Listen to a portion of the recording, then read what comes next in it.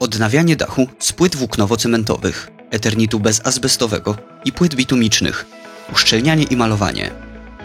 W wyniku działania promieniowania UV, deszczu oraz innych warunków atmosferycznych dachy z płyt falistych tracą kolor i przestają wyglądać estetycznie.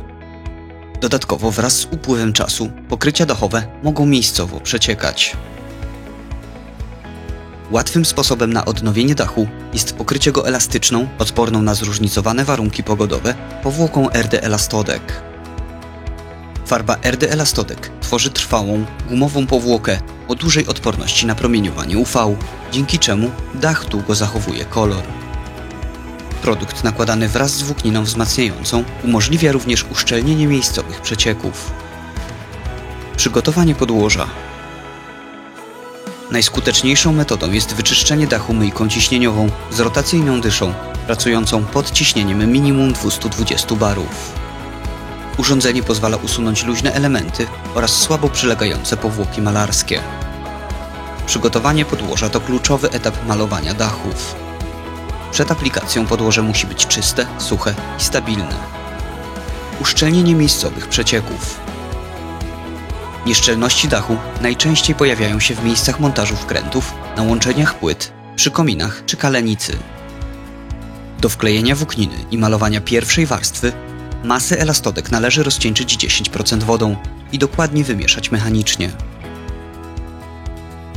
Uszczelnienie newralgicznych miejsc wykonuje się poprzez aplikację 2 kg na metr kwadratowy masy uszczelniającej RD Elastodec na włókninę wzmacniającą. Za pomocą pędzla wklejamy warstwę masy we włókninę, dociskając ją do podłoża. Dokładne wklejenie włókniny do podłoża jest kluczowe, dlatego etap uszczelnienia zwykle zajmuje najwięcej czasu.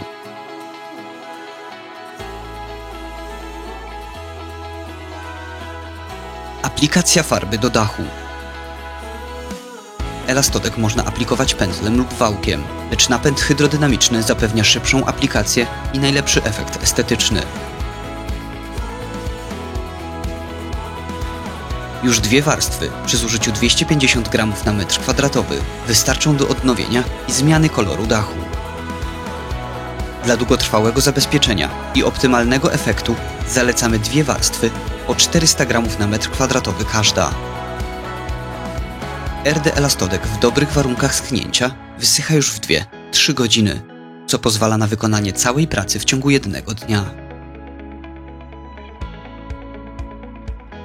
W razie dodatkowych pytań zapraszamy do kontaktu.